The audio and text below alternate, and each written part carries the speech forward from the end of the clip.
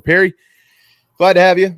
Sure hope everybody in your neck of the woods down there in Jacksonville is doing okay after this hurricane blew through. None of them took their clothes off, grabbed a Gamecock flag, and ran out into the storm like our buddy Steven Garcia did, they?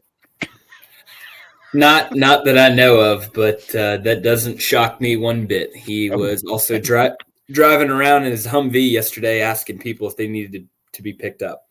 That's but good even him being just north of Tampa, and the storm made landfall just south of Tampa.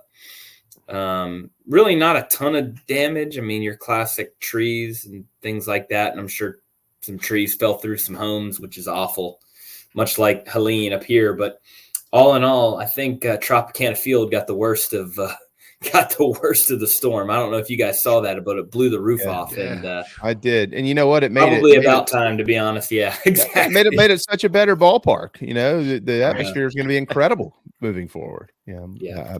No offense. Yeah, I don't mean that. And nobody got hurt. They're all okay. But to Steven's point, everybody's picking on him for that ridiculous video that he had the brave enough to put out. That was epic.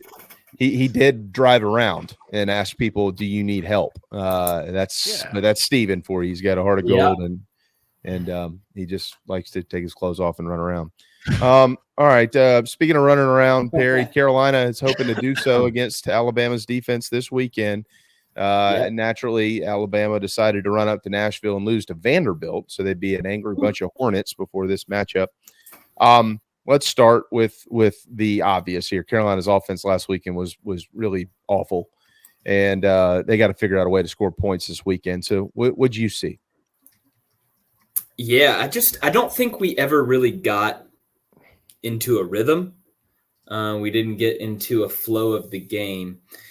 Obviously the punt didn't help, and the fake punt, and then to turn around and fumble, and then you drop a 14 bird on yourself and having to come back and fight. We just didn't really get into the groove. It looked like, from our vantage point, I don't have the ability to go watch the tape, nor do I know what the quarterback's reads are. But it didn't seem that we had a bunch of guys running down the field wide open. But we had some drives. We just couldn't sustain them, and they'd stall out and fall out. And I'm hopeful that it was one of those games because we haven't seen that yet this year from the offense. And we have played 4 games, played a couple of really good defenses, and done really well. So, and honestly, it might be a testament to Ole Miss defense. I mean, they've played well in every game, even the Kentucky game. They really should have won the game without a 4th and 10 Hail Mary, right? That turned into a huge play.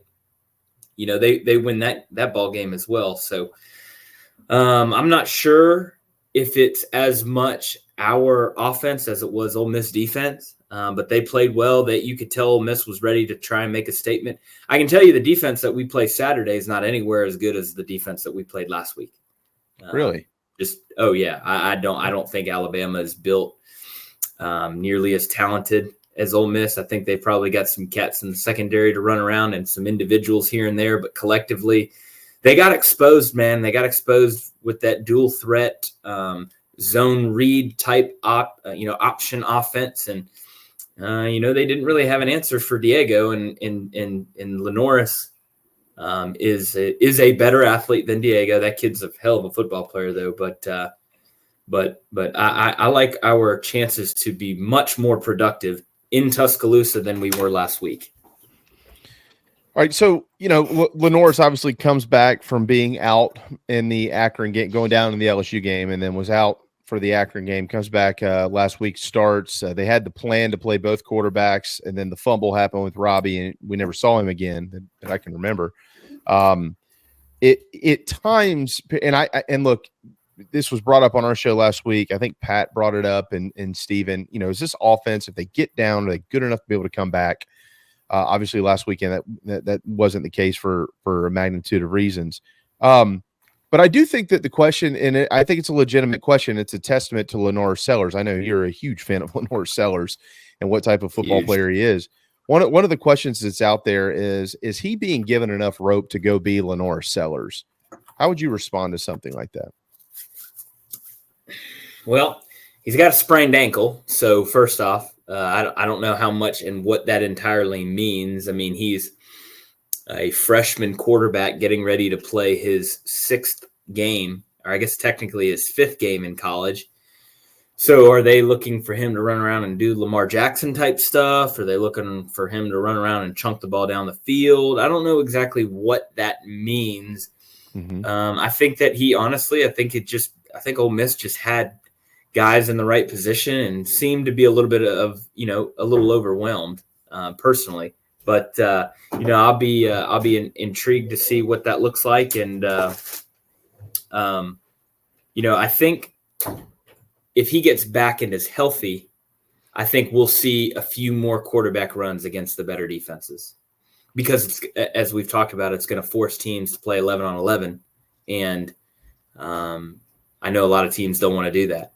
And, the one thing I was actually shocked that I didn't see last week is I thought Ashford was going to come in late and try to spell him for maybe a jump start or maybe, a change up or whatever that looked like. But after thinking more about it, I thought, they're hitching their wagon to Lenoris, which I love. Don't get me wrong. But I think that's good because it instills that confidence that, hey, even though we've only got 3 points, we're not playing as well as we should.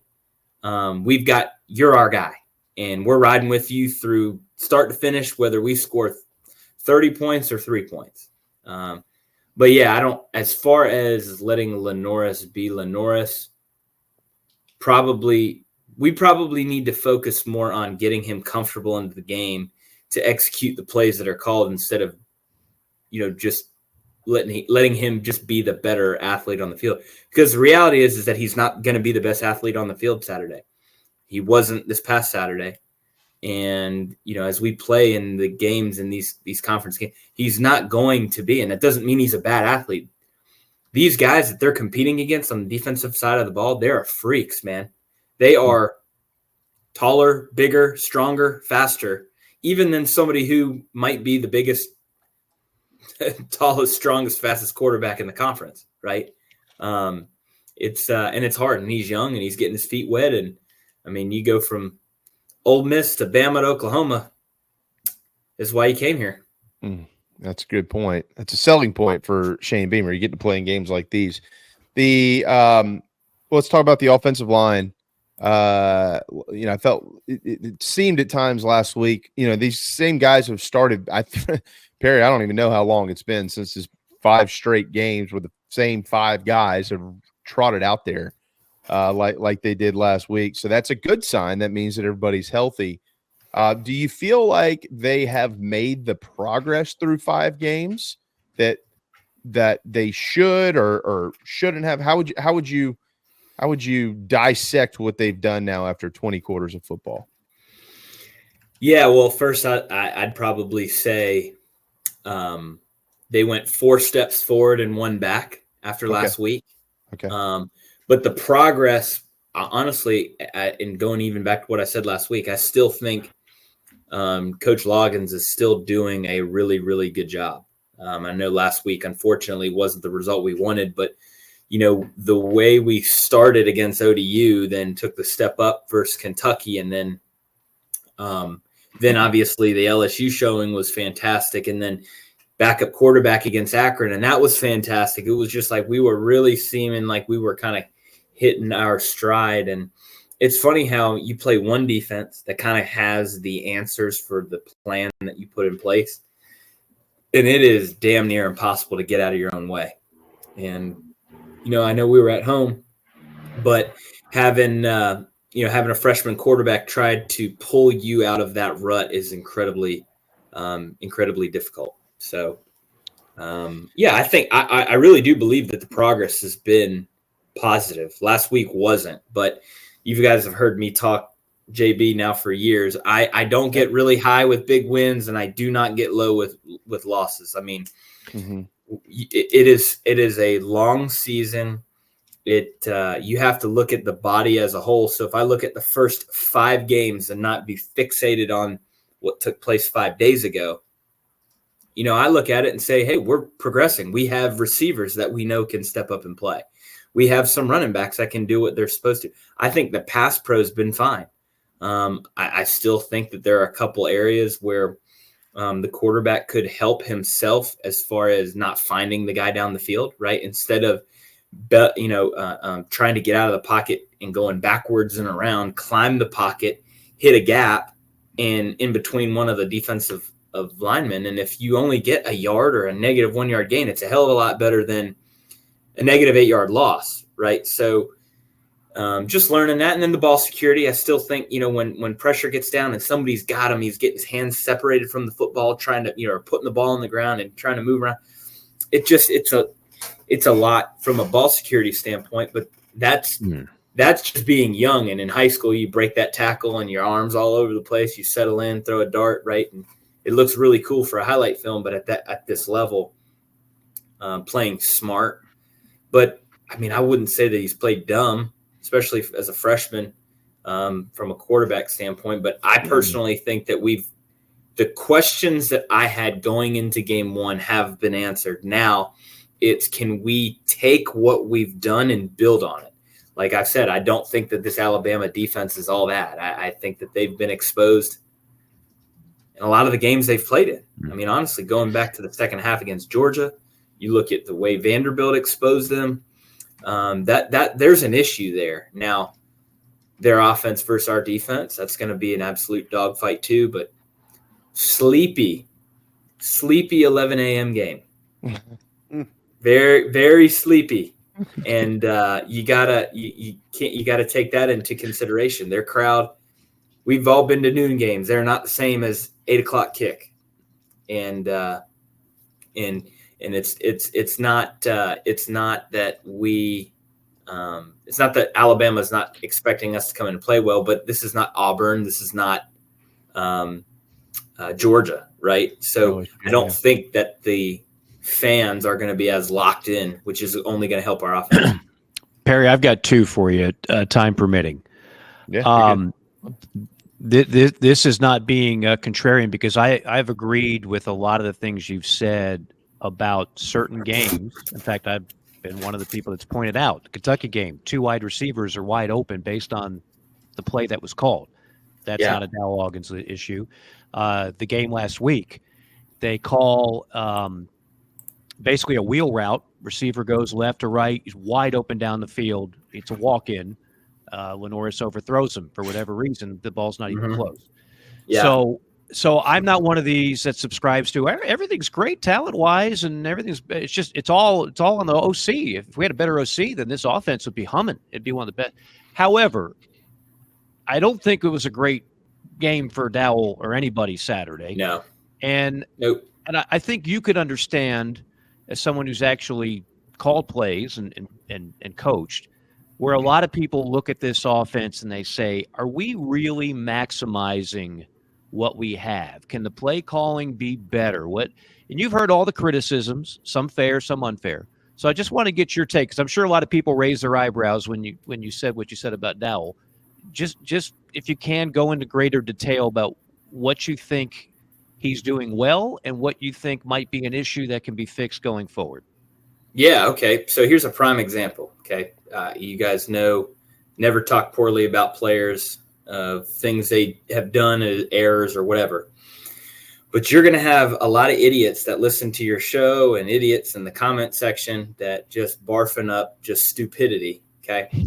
But the second, I think it was the second drive of the game, we had a play called that I believed. I mean, I was literally like saying out loud. I was at the game with my sister and I was saying out loud, like, yes, finally, yes. It was when started with, it was like I don't remember exactly what they call it, but they started with Ashford at running back, motion him, shift him. Sellers goes to receiver, jet motion, power read. Here comes Ashford downhill. Great call. Hole was there. Hold on to the football and run through the giant hole. And I hear it, everybody, why are we getting cute? Why are we doing that? That's a damn good play call. You're a moron, okay? Mm-hmm. That's a damn good play call. He could have run, Perry, but, I mean, don't you think – I'll ask you this because you played. Don't you think you already had the fake punt that didn't work? and you're losing momentum. My thing with that is, as a player, would it not be that you wanted Sellers to kind of stay out there? I mean, I don't mind the play, and he was I out wish there. we'd have said Ashford more, but you move another quarterback in. I don't know. It doesn't. Good question. Actually, great question. It doesn't affect you. That does not affect you. At the end of the day, it was a power read. The same plays that he gashed Akron with. Yeah. 2 weeks prior. He had a hole too. Hold on to the football. It was running back quarterback exchange. Hold on to the football, run through the hole, get another 15-yard gain. And that you do something like that, that momentum just swells and it turns in the stadium, right? You know, I listened to Coach Beamer talk about the fake punt. I know everybody says, it was a horrible decision. I didn't exactly love it either, but in his explanation, the ball was supposed to have been snapped. Yeah. But snap, go while the defense is looking at the sideline trying to understand the new formation. I get it, trying to steal a little momentum, trying to steal play. Yeah, no, I mean that's a whole other. But no, I'm coming back to. I'm coming back to your OC passing question. game specifically, if you can, because that's been the. I mean, they gashed the hell out of LSU on the ground, and they ran respectively well against Kentucky. I throw the Akron game out because it's Akron, but you look at the passing numbers, and they're not good. I mean, just across the board. And again, it's a first-year start. I was very realistic, in my opinion, about what Lenoris could be as a first-year starter in this league, because I've seen a lot of talented guys get humbled in this league. I also looked at a receiving core where I don't see an alpha. I looked at an offensive line that's leaky at times. So I didn't expect a ton. But certainly the passing game has been almost inept at times. And how does it get better? Is it a matter of dialing up different plays? Is it a matter of being more creative? Is it a matter of players stepping up? I realize the easy answer is all the above, but what are you looking for going forward?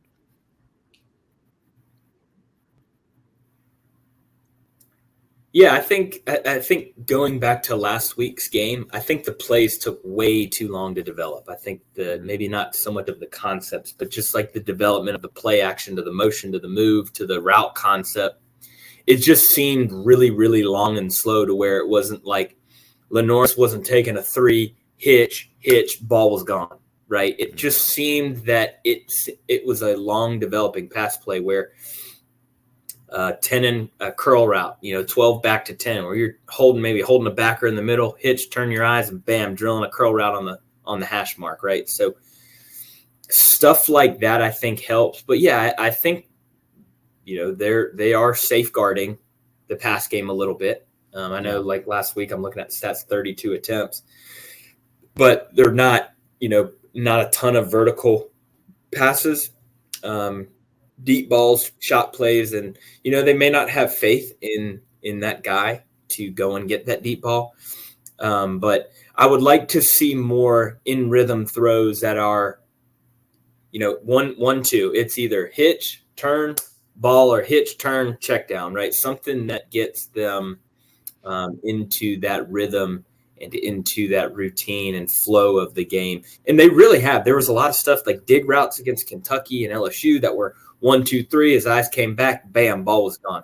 Quick hitch, slants. I loved all that. Now, Ole Miss was heavy open middle of the field coverage and kind of playing that Alabama-esque type defense because they got Golden as their DC where they're carrying verticals, but running somebody deep and running someone underneath was something that we always tried to do versus that Kirby Smart, Georgia, Bama style defense. But yeah, I think just more throws that allow him to take the drop, hitch, and get the ball out. It's going to help the rhythm and for Sellers to get into a flow of the game. Makes sense. He sounds like Michael Flint too when he says. I just want to squeeze one in real quick here on that point. I mean, what you're not describing, Perry, is rearing back and throwing 60-yard go routes and things like that to create explosive plays. Coach Beamer and Coach Loggains and pretty much everybody in between have been adamant that they need to create more explosive plays, and of course they're not wrong. Only 13 of those through the passing game this season in 5 games, and 5 of those 13 happened 2 weeks ago against Akron, and that means 8. You're talking about 8 in these other 4 games that they've played in, including Kentucky, LSU, and Ole Miss. So that number's going to have to. So when you do those things you just described, those 1-2s, get the ball out and get it to your playmakers. The way that this was described to me from Michael and John Strickland, these guys will be on tomorrow. Explosive plays come out of that, right, Perry? Like that's where a lot of this comes from and how they're created. It's not just heaving back and throwing the football half a mile down the field. It's not. And actually, you bring up a really good point that I had thought about to talk about. I don't see our guys on the perimeter as being incredibly explosive with the ball in their hand, which is an issue. They're catching the football, but those plays, I mean, I know we had a rule growing up, and I don't know if it was either a teammate or my dad or whoever, but it was like the first guy does not tackle you. Cannot happen. You've got to make that first guy miss. And I think part of the problem is we're not like, go back and watch the games. How many times have we caught a ball on the run and made that first defender make a miss and keep it moving? It's not happening. And that's hurt. And that's where a lot of the explosive plays come from, right? Then you're going to have your plays. Like if you go back and you look at the throw that Ashford had deep down the middle of the field for a touchdown, but that was just a good route and got open, which was great, but it wasn't a catch and make a move and go, right? I saw here in the chat, somebody mentioned something about like a Pharaoh Cooper. Like Pharaoh was the best at that. You got the ball in his hand with space, and it was going to take an army to bring him down. A Debo, even a Brian Edwards. And that's where I think that we are in need of one of those guys on the perimeter to be that guy that makes that first guy miss. I think Mazio can get there. He's still probably getting his wits about him as far as, the speed of the game and everything, but he's the caliber of player that can do that. I think Jared Brown's still a little bit banged up. I'm hopeful that he can get back and be somebody that can do some of that stuff, but it really comes from the guys on the perimeter. Well, they're going to need to make some plays this weekend. Alabama is bubble angry. Screen, Perry. I see a bubble screen in the future. Wide receiver catching a touchdown. All screens. Just screens. Well, nice bubble. The bubble screen. The bubble screen is really, really good versus open field coverage, and the reason because of that, or the reason that is, I should say, is they have what we call an apex defender who plays a defender that literally plays between the number 2 receiver or the slot and the end man on the line of scrimmage.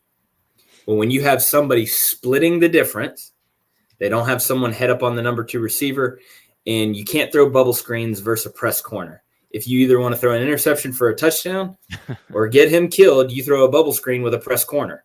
Because if that guy doesn't make a perfect block, he slips it, he either kills you or he picks it off, right? So you can't do that. So not only if you have the ape, but you're not going to throw a bubble screen versus 2-over-2. So it has to be the right look. I get what we're saying.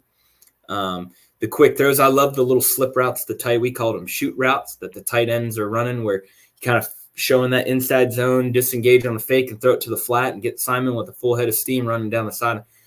Those are great. Those can then open up those deep shots where you go fake, pump, set up, and somebody runs like a stock and go, right, where they're block, or hands are up, because for whatever reason, refs love throwing offensive pass interference against us, which they continue to be like ghost calls. Yeah, which are mythical offensive pass interference.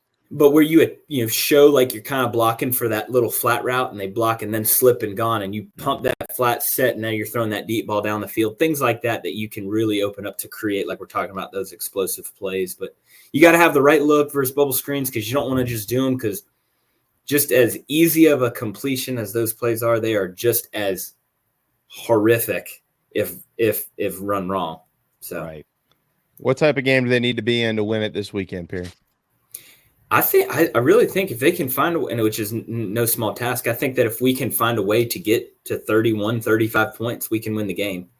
Our run defense is really going to need to step up to the plate because they're going to try to do that. But with Milroe, they're going to have him drop back and chunking it all over the yard. So our DBs they have it cut out for them. But as always, Stewart, Kennard, they're going to have a hell of a day terrorizing Milroe. But Then also you got to have somebody to account for Milroe's legs, that he can slip off and make big plays with his legs. And I mean, they got a tough task, I can tell you, from a defensive standpoint. But I'll tell you, the defense has played well, man. And we gave them 2 short fields, and they got I think they got 10 plays off of 2 double moves where they're running hitch and goes and running by, and the kid's putting the ball in the money. And listen, you give up 27 points to Ole Miss at home with that talent and caliber of play caller and quarterback and perimeter talent, running back, the whole thing. You should have had a shot to win the game. So, but hey, it was not our day, and I got a weird feeling, man. I got a weird feeling about Saturday, that Saturday is going to be an oddly awesome performance. I have no idea why, and I have no data to prove it. It's just a gut. Take my Garnet goggles off or something. I think this Saturday, year, this whole season's been this way, man. I think it's going to be a funky day overall, to be honest with all of you. Yeah, I agree. Across college football. Protectwithbear.com. Protectwithbear.com. Right to Bear. If you want to get in touch with Perry, you can head to protectwithbear.com and find all of their contact information there. Over 50,000 members protecting themselves and their family members right now for as low as $15.41 per month. Get protected get protected with Right to Bear training, education, self-defense coverage. That website really is very valuable in the world we live in today, isn't it, Perry? Yes, sir. No doubt. It's only going to get more interesting until the election, and then after, if the polling goes the way that the election goes, the way that the polling goes, it's going to get even hairier. So prepare for battle. Buy Right to Bear. Be insured. Yeah, but there's been better polling lately, I think. Yeah, there has. So that's significantly better. Yeah. Of course, I highly recommend Perry's product. I wasn't trying to step on your sales job there, man. I just it's the stakes are high for all of us with that one. No doubt. All right, guys. Perry, have a wonderful weekend, brother. Next week. Thanks, dude. Thanks, Perry. Look forward to it. Thank you, man.